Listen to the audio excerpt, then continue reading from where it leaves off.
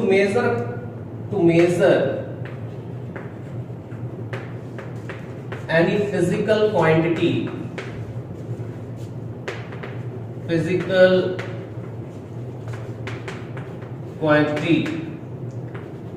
we need some standard values. We need some standard values which are easily comparable with other standard forms, with other standard values are called unit. ध्यान रखिए, अगर हमें एक unit का measurement करना है, ध्यान रखिएगा, अगर हमें किसी एक चीज का मेजरमेंट करना है तो सबसे पहले अपन ये देखें, एक तो ये वर्ड, ये यूनिट्स और यूनिट थोड़ा सा कंफ्यूजिंग है। आप लोगों ने पढ़ा होगा बेटा यूनिटी का मतलब हिंदी में बोलते हैं एकता, ठीक है, लेकिन यहां पर जो है वो क्या है, यूनिट है। तो यूनिटी मतलब एकता और यूनिट मतलब एक। यूनिट का क्या मतलब होता है, एक, मतलब अ सिंगल वैल्यू। यूनिट जैसे आपने पढ़ा होगा एक सिंगल वैल्यू हो सकती है, बहुत सारी चीजें मिलकर भी एक यूनिट बन जाती है, जैसे कई चैप्टर्स मिलकर एक यूनिट बन जाती है। तो यूनिट क्या है, यूनिट मींस सिंगल वैल्यू। अब सिंगल वैल्यू अगर आपको किसी भी चीज का नापना है, किसी भी चीज को आपको नापना है, जैसे हमने आपको कल बताया था, कल क्या बताया था हमने आपको कि जैसे अपन को इस बोर्ड को नापना था तो अपन ने कैसे नापा था, पेन से नाप लिया था, या फिर कैसे नाप लिया था, इस बित्ता से नाप लिया था। तो अगर हमने बोला कि ये बोर्ड का साइज 10 क्या है, बित्ता है, 10 बीता है या बित्ता है, जो भी जैसा भी बोलते हो आप लोग, तो 10 बित्ता अगर ये यहाँ पर इसका साइज है तो हम क्या बोलते हैं कि 10 क्या हो गया नंबर और बित्ता क्या हो गया उसकी यूनिट। क्या मतलब यूनिट का, यूनिट का फिर 10 कैसे, 1 बित्ता, 2 बीता, 3 4 5 6 7 ऐसे करके करते करते हमने क्या बोल दिया कि वो 10 बीता हो गया। अब जब 10 बीता हो गया तो आप इस चीज को समझो अच्छे से कि जो 10 बीता हुआ है वो भले ही 10 बीता बता रहे हैं, 10 बीता मतलब कहने से क्या है, ऐसे 10 बार, मतलब 10 टाइम्स ऑफ बित्ता, 10 टाइम्स ऑफ बित्ता। तो मतलब अगर हम एक 2 3 अगर मान लो अपने पास बेटा कोई एक स्केल होता, कोई स्केल होता, सपोज ये जैसे हमने पेन माना था, तो उसी तरह से अगर मान लो हमारे पास एक इतना बड़ा स्केल होता जिसको आप क्या बोलते थे, फीट, 1 फीट। तो आप क्या बोलते हैं इसको जब नापते हैं तो 1 2 3 4 5 6 ऐसे करके निकल आता, तो आप क्या बोलते हैं 6 फीट। क्या बोलते थे उसको कि 6 टाइम ऑफ फीट, हम इसको ऐसे बोले 6 टाइम्स ऑफ फीट। मतलब जो यूनिट जितने मल्टीपल टाइम्स हम उसको घुमाते जाते देखते जाते हैं, तो उसका जितना भी मल्टीपल निकल के आता है वो एक क्वांटिटी का मेजरमेंट दे देता है, ठीक है ना। किसी भी एक फिजिकल क्वांटिटी को अगर हमें मेजर करना है तो हमें क्या चाहिए, we need some standard values. अब स्टैंडर्ड वैल्यू हमारी कौन कौन सी बनाई, हमने एक स्टैंडर्ड वैल्यू बनाई मीटर, हमने एक स्टैंडर्ड वैल्यू बनाई फुट, ठीक, हमने कोई दूसरी भी एक स्टैंडर्ड वैल्यू बना सकते हैं। मतलब हमें एक ऐसा एक्यूरेट मेजरमेंट चाहिए जिसकी वैल्यू चेंज ना होती हो, जिसकी वैल्यू क्या ना होती हो, चेंज ना होती हो। मतलब अगर हमने बोल दिया कि 1 मीटर इतना बड़ा है तो वो इतना ही बड़ा होना चाहिए, उससे ऐसा नहीं कि आज इतना बड़ा कल इतना हो गया। जैसे गोल्ड के रेट घटते बढ़ते रहते हैं ना, डॉलर की वैल्यू कम ज्यादा होती रहती, रुपए की वैल्यू कम ज्यादा होती रहती, तो ऐसा नहीं, वो अगर एक फिक्स फॉर्म है तो वो एक फिक्स फॉर्म ही होना चाहिए। जैसे जो वर्ल्ड मेजरमेंट डिपार्टमेंट है जिनने सब लोगों ने एग्री किया हुआ है, उन लोगों ने इरिडियम प्लैटिनम मटेरियल, एक एलॉय है, इरिडियम प्लैटिनम का एक एलॉय बनाया, उसकी एक इतनी बड़ी छड़ रखी, उसको बोल दिया इन्होंने कि ये स्टैंडर्ड वैल्यू है, और उसी की रेप्लिका बना के सब जगह भेज दी कि ये 1 मीटर होगा, और वो सर्टिफाइड होना चाहिए कि ये 1 मीटर है। तो अब अगर कोई भी व्यक्ति नापेगा तो उसका कहां से बैलेंस करेगा कि ये 1 मीटर होगा, क्योंकि वो उसकी रेप्लिका बना के भेजी है।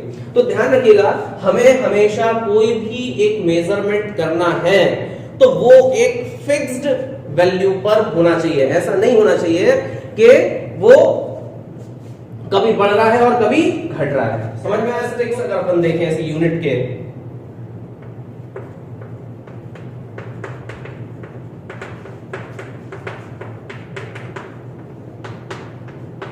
क्या कैरेक्टरिस्टिक्स इसी के अंदर अपन लिख लेते हैं होना चाहिए, यूनिट के क्या कैरेक्टरिस्टिक होना चाहिए।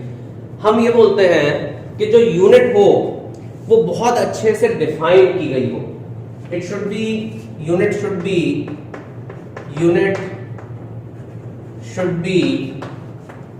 Well defined. हमने जैसे अभी बताया ना कि अगर अपन 1 मीटर बोल रहे हैं तो 1 मीटर की प्रॉपर डेफिनेशन होना चाहिए। अगर आप वो छड़ बता रहे हो तो वो तो छड़ तो ठीक ठाक है। इसके अलावा भी जो कंडीशन हमने बताया कि एक पर्टिकुलर सेकंड में लाइट जितनी डिस्टेंस कवर करती है उसको हम क्या बोलते हैं, 1 यूनिट के बराबर बोलते हैं। तो वो एक प्रॉपर वैल्यू पर वो डिफाइन होना चाहिए, ठीक है ना। सेकंड हम लिख रहे हैं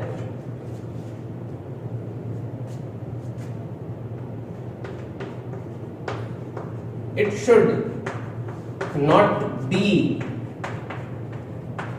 too long nor too small। मतलब या तो बहुत बड़ी भी ना हो और बहुत छोटी भी ना हो। ऐसी यूनिट ढूंढो कि जो बहुत बड़ी भी ना हो और बहुत छोटी भी ना हो। that means it should be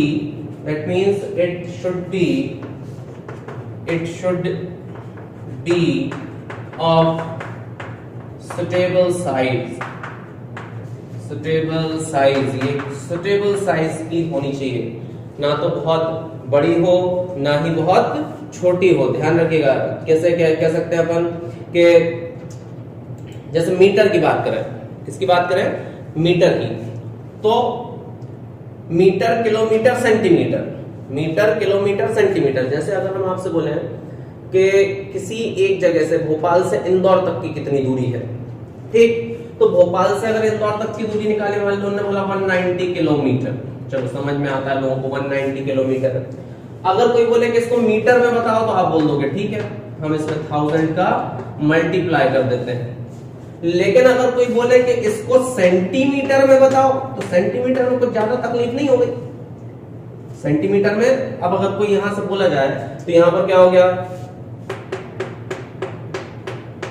कोई पूछे कि भोपाल से इंदौर कितनी दूर है तो आप बोलोगे 1,90,00,000 सेंटीमीटर। कितना? 1,90,00,000 सेंटीमीटर। अब अगर मान लो बेटा किसी व्यक्ति को अगर ये नहीं पता हो कि सेंटीमीटर कितना बड़ा होता है, जैसे कई बार हमने देखा करेंसी वाइज जब देखते हैं ना, तो करेंसी वाइज अगर अपन देखते हैं ना, तो करेंसी में हम क्या समझ में आता है कि करेंसी कई अलग अलग देशों की अलग अलग है। जैसे डॉलर है तो कोई ने बोला $100, तो कई लोगों के मन में आता है $100 नहीं, $100। तो जिसको डॉलर और रुपए के बीच में भेद पता हो वही बता सकता है कि हाँ भाई क्या अंतर है इसमें। अगर मान लो किसी को सेंटीमीटर और मीटर की वजह से अगर अंतर नहीं समझ पता हो या किलोमीटर का अंतर नहीं पता हो, तो अगर कोई पूछे भैया कि वो जगह कितनी दूर है, भोपाल से वो इंदौर कितनी दूर है, तो अपन बोले 1,90,00,000 सेंटीमीटर है, वो कहना अंदर नहीं जा रहा, बहुत दूर है, इतनी दूर कौन जाएगा। मतलब कंपैरिजन समझ में आना चाहिए। तो हम क्या बोलेंगे, बहुत बड़ी यूनिट भी ना रखे। तो बहुत बड़ी यूनिट ना रखने का मतलब क्या रखा गया, ध्यान से सुनना। बहुत बड़ी यूनिट, मान लो हमने बोला कि एक कपड़ा नापना है, किसी को एक शर्ट खरीदनी थी, उसको एक कपड़ा चाहिए था, कपड़ा नापा गया किलोमीटर में, तो बिल्कुल दिक्कत हो जाएगी। तो ना तो हमने किलोमीटर रखा ना हमने सेंटीमीटर रखा, हमने एक सिस्टम बनाया जिसको बोलते हैं SI सिस्टम, जो वर्ल्ड एक्सेप्टेबल सिस्टम है। तो लेंथ की यूनिट जो रखी गई है वहां क्या रखी गई है, मीटर।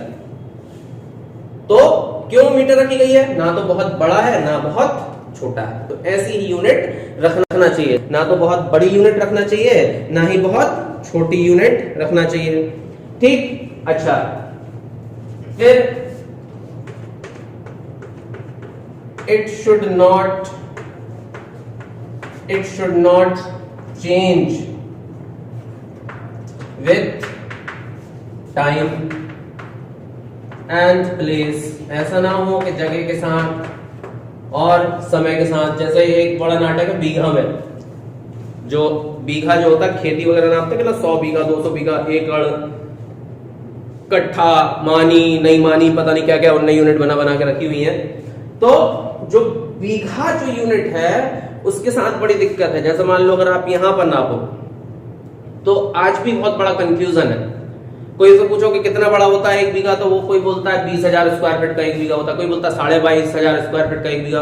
पंजाब तरफ चले जाओ तो कहते हैं हमारे यहाँ तो भैया 18,000 स्क्वायर फीट का एक बीघा होता है। तो ऐसा क्या मतलब कि तुम्हारे यहाँ कुछ और होगा हमारे यहाँ कुछ और होगा? तो आप देखो इस विकिपीडिया पे पूरे ऑल ओवर इंडिया में इस बीघा की यूनिट अलग अलग बना के रखी है। तो ऐसा नहीं होना चाहिए। It should not change with time and place. समय और जगह के साथ वो चेंज ना हो। क्लियर है ना? समय और जगह के साथ भी वो चेंज नहीं होना चाहिए। अच्छा, दूसरी कंडीशन और हम इसमें लिखते हैं, it should not affected by environmental condition के साथ ये इफेक्ट ना हो। जैसे सच एज क्या, टेम्परेचर, प्रेशर, इन सब चीजों के साथ ये इसमें चेंज नहीं आना चाहिए। तो इनमें चेंज क्यों नहीं आना चाहिए समझ लीजिएगा। कारण है, आप लोग देखो जरा, हमने क्या बोला कि जो इरिडियम प्लैटिनम की जो धातु की उसको बनाया गया है, उस इरिडियम प्लैटिनम की क्यों बनाया गया? क्योंकि वो एक अलॉय है, और जो अलॉय है वो हम कह सकते हैं उसमें कोरोजन वगैरह नहीं होगा। दूसरा, उसको ऐसी कंडीशन में रखा है कि किसी एक रूम में नॉर्मल टेम्परेचर प्रेशर की कंडीशन में उसको रखा है, ताकि अगर टेम्परेचर बढ़ेगा तो उस पर कोई इफेक्ट नहीं आना चाहिए। जैसे आप लोगों ने सुना होगा कि 2 रेल जो पटरियां रहती हैं उनके बीच में गैप छोड़ा जाता है। क्यों? गर्मियों के दिनों में वो गैप पूरा हो जाता है। मतलब सोच रहे हो आप, रेल की पटरी जो पटरी है, जो रेल है, वो कितनी थिक होती है, और ट्रेन जब निकलती है तो कितने बड़े गैप को फिल कर देती है। मतलब उसमें भी एक्सपांशन होता होगा। तो एक्सपांशन हो सकता है मटेरियल में, कॉन्ट्रैक्शन भी हो सकता है मटेरियल में, सिकुड़ भी सकती, खिंच भी सकती। ठंडों और गर्मियों में ये चेंज आ जाता है मेटल में। तो ऐसा नहीं हो कि वो चेंज हो जाए एनवायरमेंटल फैक्टर के साथ, तो उसको ऐसी यूनिट बनाना पड़ेगी, ऐसा स्टैंडर्ड फॉर्म बनाना पड़ेगा। लिखिए जरा जल्दी से, लिखिएगा, it should be acceptable to all. ठीक है, वो जो हो वो सबके लिए एक्सेप्टेबल भी हो। क्या होना चाहिए? ये सबको समझ में आए। और एक जो सबसे आखिरी बात, जो सबसे इंपॉर्टेंट है, it should be easily convertible. It should be easily convertible in other similar units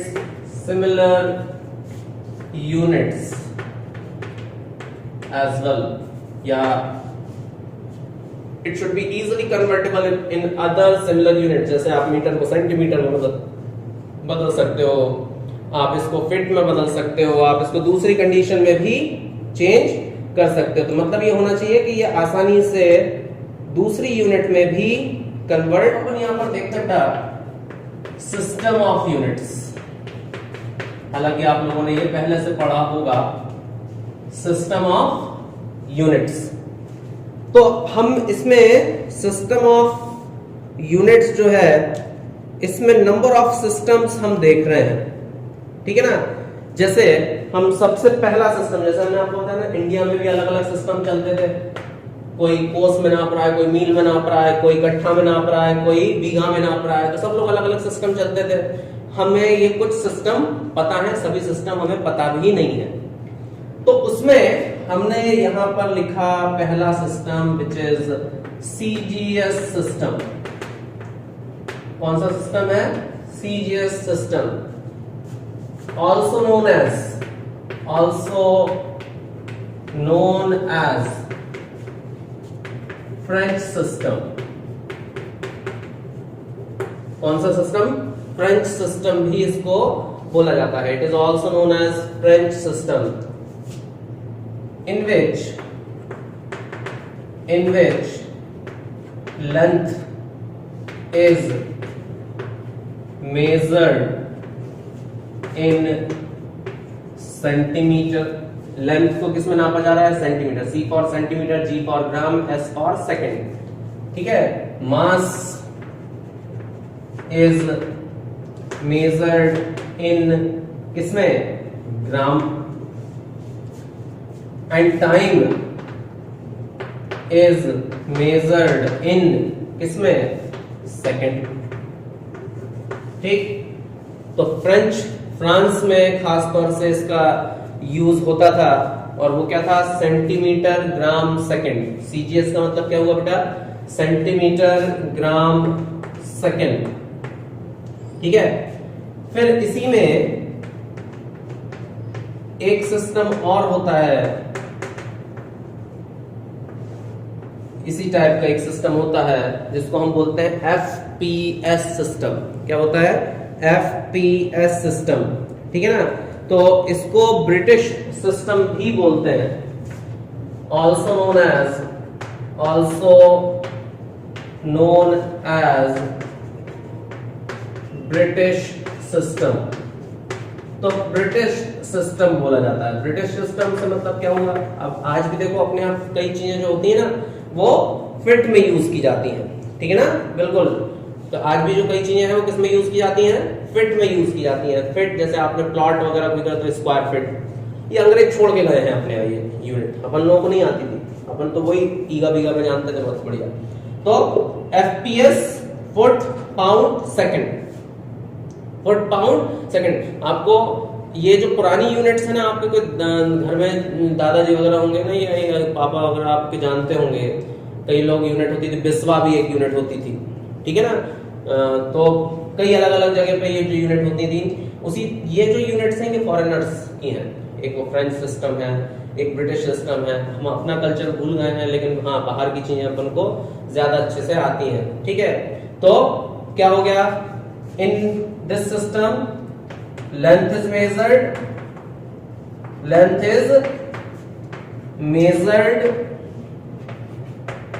इन किसमें नापी जाएगी? फुट। अभी बीच में रामायण चल रही थी तो उसमें हनुमान जी बोलते हैं मैं 100 योजन समुद्र फान जाऊंगा। कितना फान जाऊंगा? 100 योजन। 100 योजन मतलब क्या? 100 मीटर, 100 किलोमीटर। तो हमने भी भैया सोचा यार कि 100 योजन क्या होता होगा, तो हमने देखा तो वो 9.09 किलोमीटर बराबर 1 योजन निकला। मतलब 100 योजन फान जाऊंगा, मतलब उनने 100 योजन मतलब 9.09 मतलब उनने क्या बोल दिया कि मैं 909 किलोमीटर समुद्र फान जाऊंगा। बाकी जो साथ वाले थे वो अगर 100 को किलोमीटर में समझ के कूद जाते, थोड़ा बहुत 100 किलोमीटर तक हम भी कूद जाएंगे, तो वो सब बीच में ही रह जाते। तो पता होना चाहिए भैया कंपैरिजन यूनिट के बारे में, नहीं तो बहुत दिक्कत होती है। तो mass is measured in pound. Very good. And then time is measured in, again it is in second. Okay. देखिए इसके आगे एक सिस्टम और रखा गया, MKS सिस्टम। क्या है ये? MKS system. CGS सिस्टम था, उसी में MKS सिस्टम बना लिया, क्योंकि ये सिस्टम जो था वो बहुत छोटा था। ठीक है ना। ये सिस्टम बहुत छोटा था, तो इसलिए इसको थोड़ा सा एक्सटेंडेड फॉर्म बनाया CGS सिस्टम का। तो it is the extended form of CGS system, also known as metric or decimal system। Metric और डेसिमल सिस्टम इसलिए क्योंकि एक प्रकार से CGS सिस्टम तो था ही है, इसमें एक प्रकार से हम कह सकते हैं मैट्रिक मतलब 1000 का मल्टीपल हो गया सेंटीमीटर के साथ। मैट्रिक मतलब क्या हो गया? 1000 का मल्टीपल हो गया है, इसलिए उसको इस तरह से लिखा है। इसमें लेंथ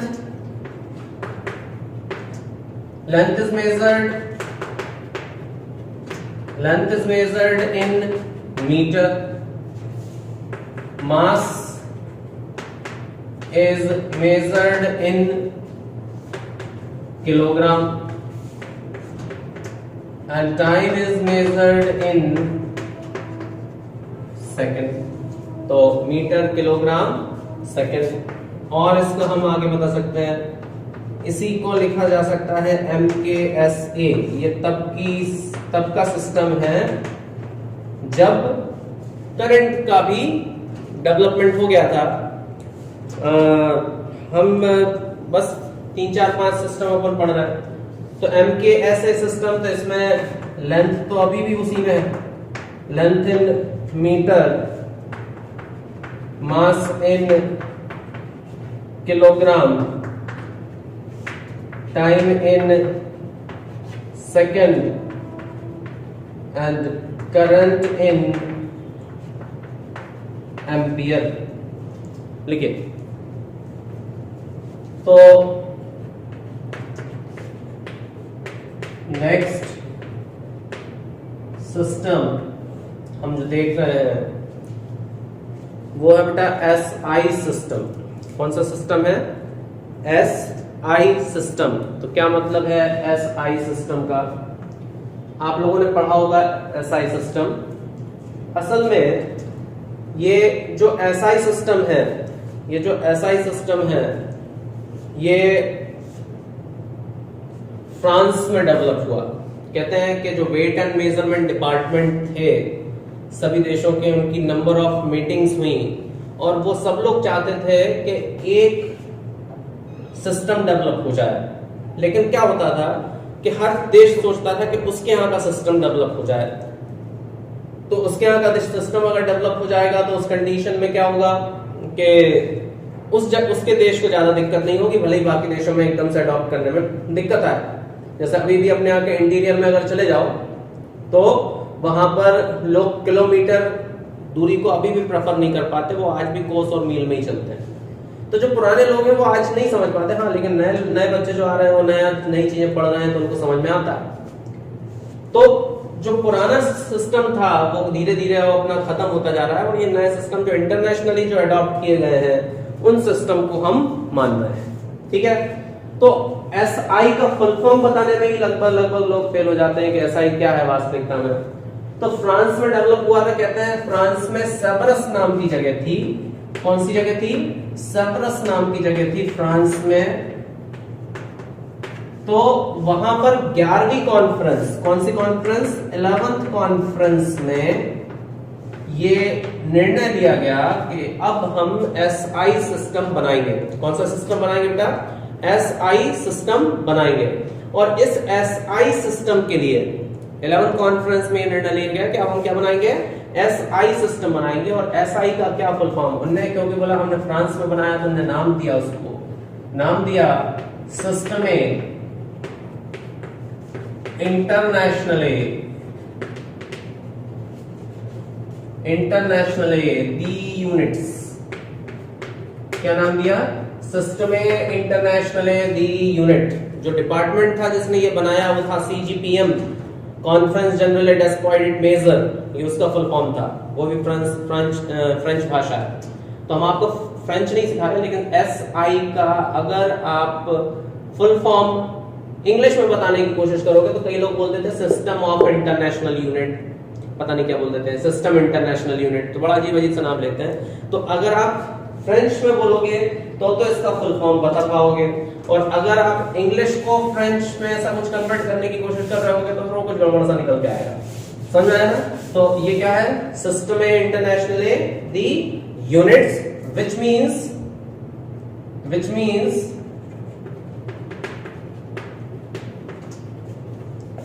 international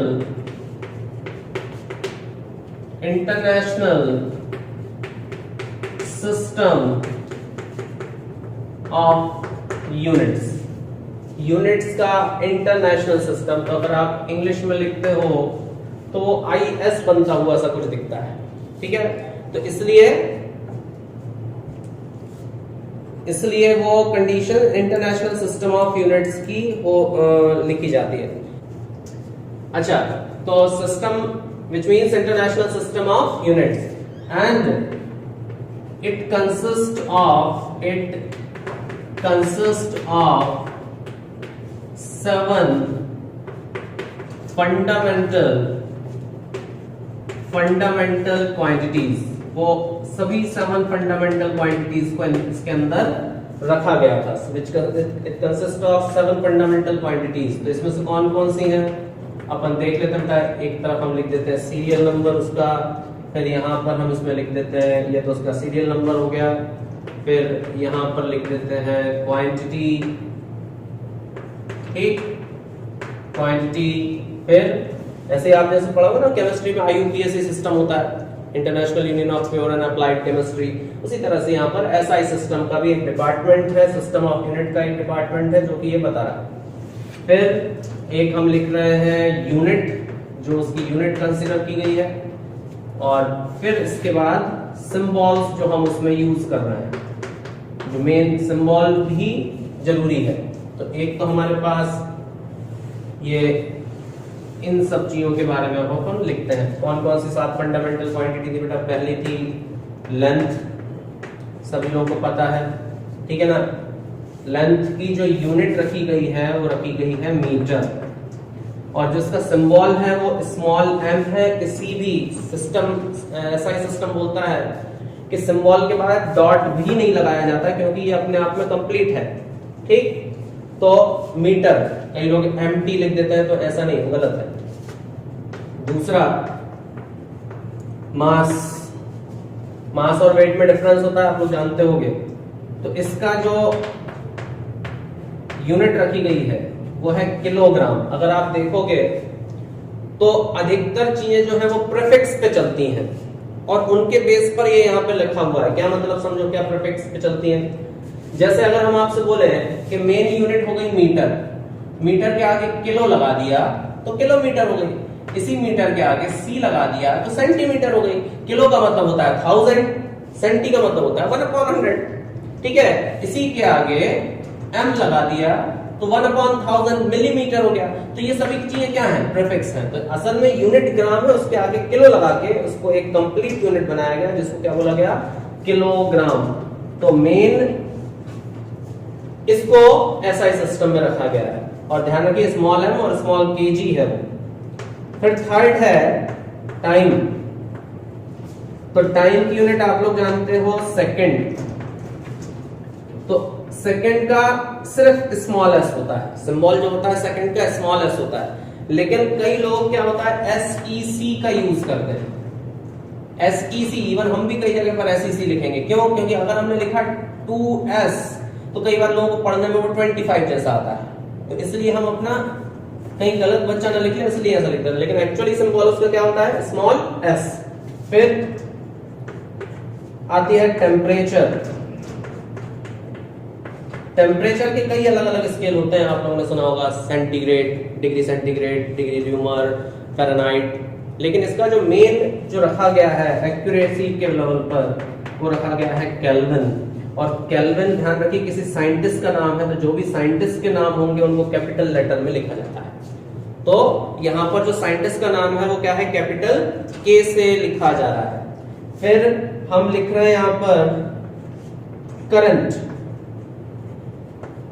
तो करंट की यूनिट होती है एम्पियर, और एम्पियर भी एक साइंटिस्ट का नाम है, इसलिए इसको कैसे लिख रहे हैं? कैपिटल A से लिख रहे हैं। एम्पियर साइंटिस्ट का नाम है तो उसको हमने कैपिटल A से लिखा हुआ है। फिर क्या बताया था हमने? ल्यूमिनस इंटेंसिटी, ठीक है ना। तो ल्यूमिनस इंटेंसिटी की यूनिट होती है बेटा कैंडेला। और ध्यान रखिएगा ये कैंडेला किसी साइंटिस्ट का नाम नहीं है, तो दोनों C और D दोनों ही कैसे होंगे? स्मॉल होंगे। Small C small D।